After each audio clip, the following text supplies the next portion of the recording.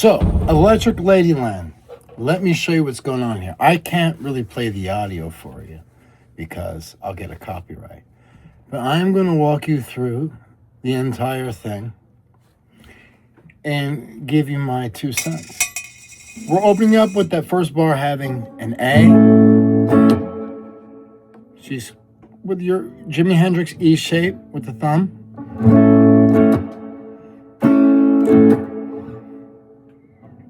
Then we're heading over to a C sharp minor. And it's basically a C sharp minor 7 because 9, 9, 9, 9, 9. Hammering onto the 7, but also having the 3rd involved. So it's the 3rd and 5th, which is 9, 9, hammering onto 12. And then, so that move is walking us into our G sharp minor 7. Okay? Here he does a very interesting rhyme.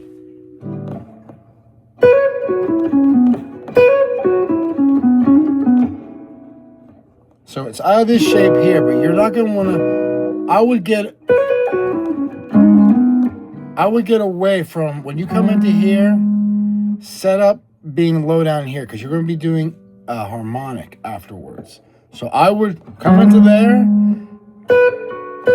get out of the shape being complete with the G sharp minor, and be more high on the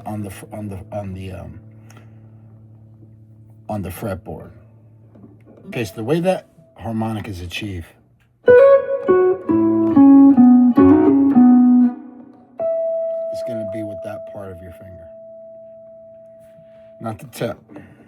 So you got to bear in mind that second beat has it's got all that within it. So you got to be quick. That's the first beat. Is the third beat. Is the second beat, excuse me, to the harmonics, the 3rd beat to this slur here. Okay? Going to that next bar then, okay? Where we have a D coming up to a C sharp minor 7 to B. So down, up, mute. Mute on the second beat. And then on the up of the second beat, the end is going to be the grab of the C sharp minor with the thumb and getting the 5th there with the 11 on the 11 there to a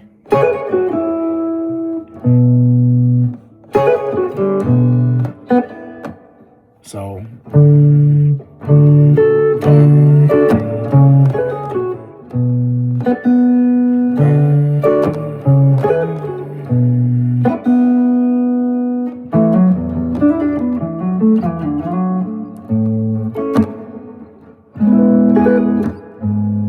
okay, so I think that if you just practice that, so you got to come off. When you get that there, you're going to take your thumb off because you got to come up high here. Unless you got big hands like he did.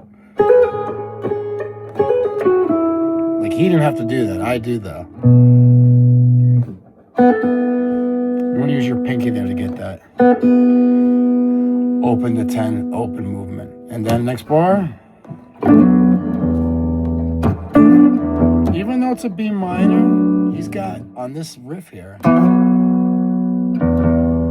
he's hitting the low E open there to some B minor glitter, right?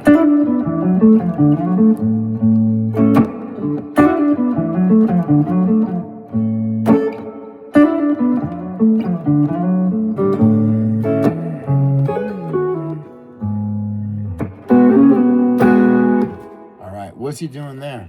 When he gets into the E minor, when he gets into the E shape of this G sharp minor 7,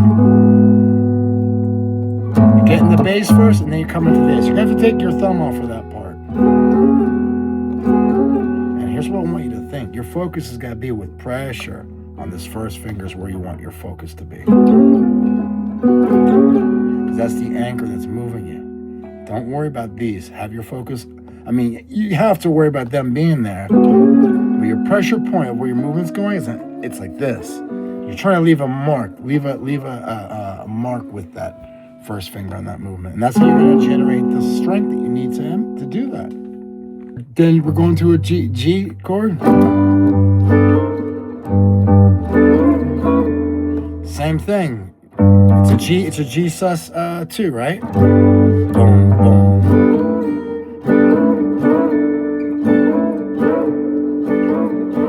What do you think your focus is going to be this time? The thumb. Excuse me, the middle finger. And you'll be able to generate the strength you need there. These can be tricky. Now you're not going to be able to do the Castles May of Sand thing, I don't think, with the bass on that movement, because that's involved. It gets me. I get caught up. I couldn't do it. So when you're getting the bass, before you get to this part here, you're going to want to get the thumb off. Okay. To a regular standard D, C sharp minor, B7, B minor 7. But now I love this B minor movement that he does here. It's like it's an E11, really. So on this setup for the B minor 7, you're coming in with the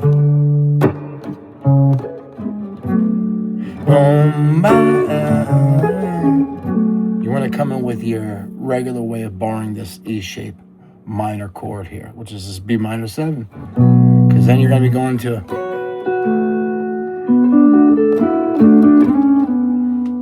so that's basically that's the verse. Chorus. We're doing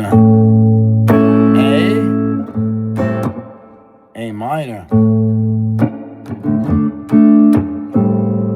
It's actually a D7. We're getting it, so we're coming out of this like this minor riff. It's like pentatonic thinking, right? So it's like a D with a 5 in the bass.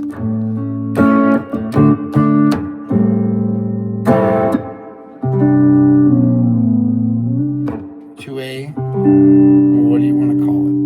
Is it a C sus 2? Is it a minor 11? All I know is 3, 5, 7. It's steps, right? Okay.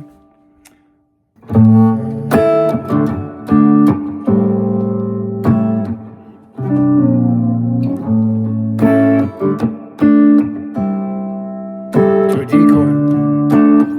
Right? And then when this movement here, we're going to be doing, it's fifths. It's a power chord. Even though it's not your standard Blink 182 power chord, it's a power chord because it's a 1, 5, 1. 1, 5, 1. Just a different way of doing it. Very Nirvana, right? So he's getting, you gotta use the thumb and you gotta use this finger and that finger.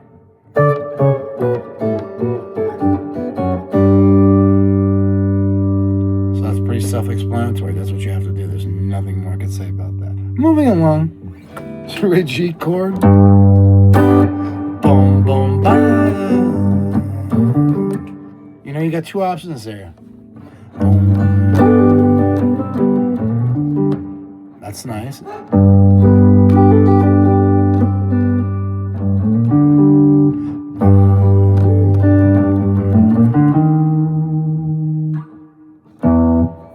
Great line, this next part here, over this, the E.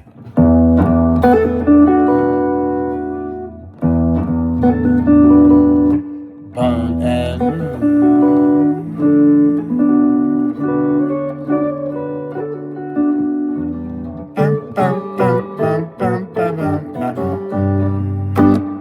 so over that E,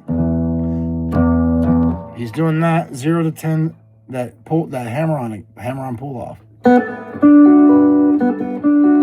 with outlines in E9. But you know, E9's not really the sound of it there, but it is the dominant 7, it's the 9 there, and that's the 5. And then that riff I showed you already.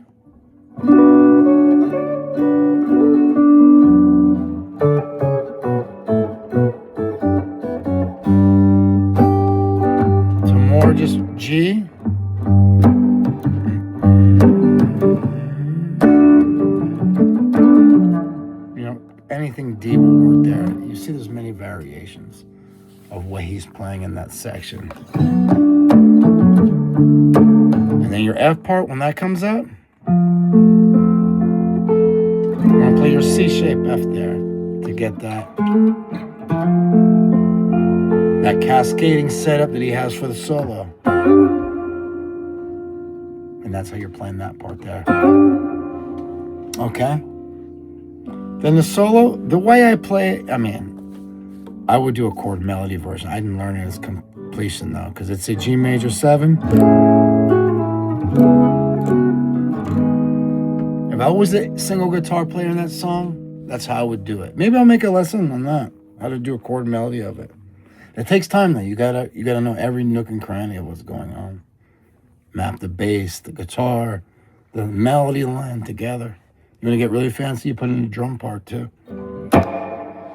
But ain't nobody got time for that. So here we are at the guitar solo. I'm going to go over what the rhythm is doing.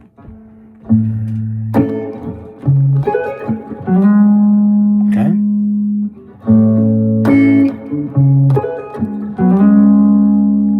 What sets us up for this riff?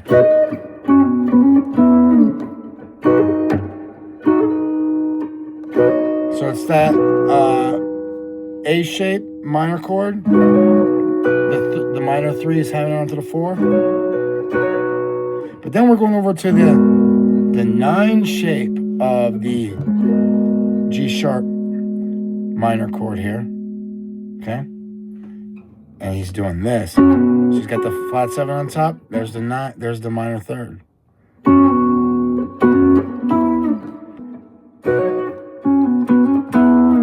Sounds better. Excuse me.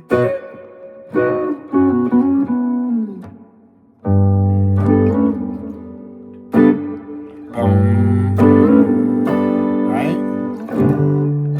So this part right here is so basic, it's always going to repeat in the song pretty much a similar way. So, you know, bass chord, bass glitter, chord, set there for like a beat, and then go into some riffage. Is that a word? I don't know.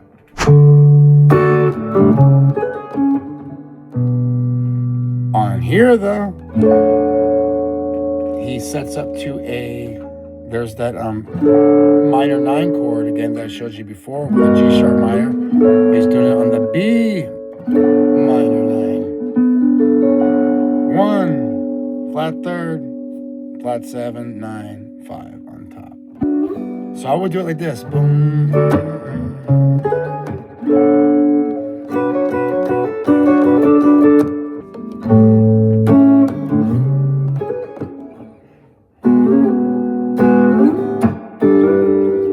Same riff as before, but he incorporated the open G that time. Why? Because it's a G-based riff. It's the same thing that this is. Excuse me. It's fifths. D, the A over D, to the B over E. But if a G's already involved in that move, and if G's the sound of the chord going on, why would you not use it? Why didn't he use it the first time? What's wrong with that guy? Anyhow. So moving along to the, coming off of that, because yes, it's going to be a repeat of the D to the C sharp minor to the B. And we got the outro, right?